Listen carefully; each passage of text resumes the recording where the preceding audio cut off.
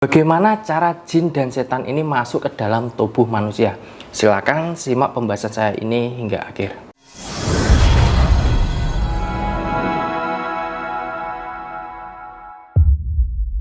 Assalamualaikum warahmatullahi wabarakatuh dan salam sejahtera buat kita semua. Semoga kita selalu diberikan kemudahan dan rahmat oleh Allah.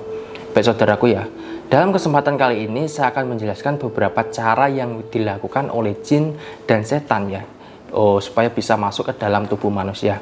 Karena akhir-akhir ini banyak sekali orang-orang yang kesurupan atau orang yang kerasukan jin. Banyak orang-orang yang terkena guna-guna, rumah tangganya sering berantem, dan bahkan banyak orang-orang yang sekarang ini mulai lalai akan perintah Allah, seperti malas untuk beribadah dan lain sebagainya. Nah, itu semua karena diri orang tersebut dipengaruhi oleh energi negatif. Dan energi ini bisa dikarenakan dari jin, bisa juga karena kebiasaan buruk yang dilakukan. Nah, berikut ini ya saya akan jelaskan bagaimana ya cara jin dan setan ini kok bisa masuk ke dalam tubuh manusia. Adapun yang pertama ya, lewat sebuah makanan. Makanan adalah salah satu cara yang bisa dilakukan oleh jin dan setan untuk bisa masuk ke dalam tubuh manusia. Sebagai contoh ya, ketika hendak makan namun Anda tidak mengawali dengan doa sebelum makan atau membaca bismillah, itu bisa memudahkan jin dan setan masuk ke dalam tubuh manusia. Nah, oleh karena itulah ya, Islam mengajarkan untuk selalu mengawali membaca doa atau mengucapkan basmalah ketika hendak makan. Tujuannya agar jin dan setan ini tidak berani mendekat dan masuk ke dalam tubuh manusia. Kemudian yang kedua, lewat ruqyah ya. Mungkin banyak yang tidak menyadari bahwa ruqyah ini bisa menjadi salah satu cara untuk jin bisa masuk ke dalam tubuh manusia. Karena faktanya banyak dari para peruqyah yang menggunakan metode memasukkan jin ke dalam tubuh manusia supaya peruqyah ini bisa berinteraksi dengan jin yang ada di dalam tubuh seseorang itu ya. Dan hal ini saya rasa sangat berbahaya karena alih-alih menghilangkan jin dan penyakit, justru bisa berdampak negatif bagi korbannya. Walaupun tidak semua peruqyah ini melakukan metode seperti ini, maka dari itu saya sarankan hati-hati ketika hendak melakukan ruqyah. Carilah sumber yang jelas dan metode yang digunakan sesuai dengan syariat Islam. Kemudian yang ketiga, ketika seseorang menguap ya, selain lewat media makanan, kebiasaan diri seorang yang menguap tanpa ditutup mulutnya dengan menggunakan telapak tangan ini bisa memudahkan jin masuk ke dalam tubuh seseorang.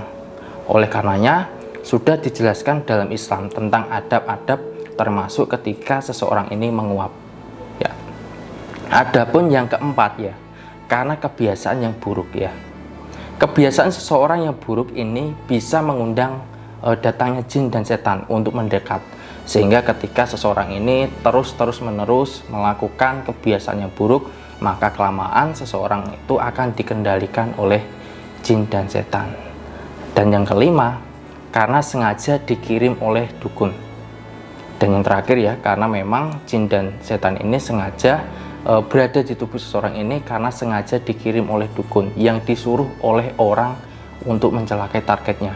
Maka jika seseorang itu tidak memiliki iman yang kuat dan juga memiliki pagar perlindungan diri, maka hal ini sangat mudah bagi dukun untuk memasukkan jin ke dalam tubuh seseorang.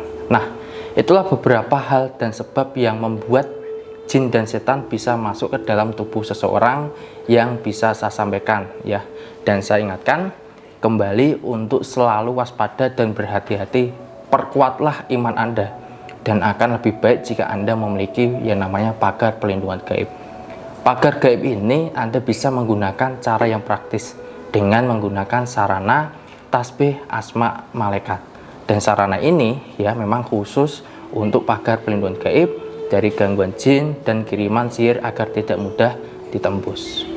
Dan untuk memudahkan bagi Anda yang sibuk dengan aktivitas dan tidak bisa menjalankan sholat secara 5 waktu dan membaca ayat-ayat suci Al-Quran, Anda bisa menggunakan sarana tasbih asma malaikat ini. Baik ya, saudaraku, saya rasa cukup dari pembahasan kali ini. Semoga bermanfaat, dan jika ada yang ingin ditanyakan ataupun butuh bimbingan untuk masalah Anda, silakan saudaraku bisa langsung konsultasikan melalui chat WA ataupun via telepon di kontak yang ada di bawah ini. Dan saya Kang Sudiro pamit undur diri. Assalamualaikum warahmatullahi wabarakatuh dan salam sejahtera.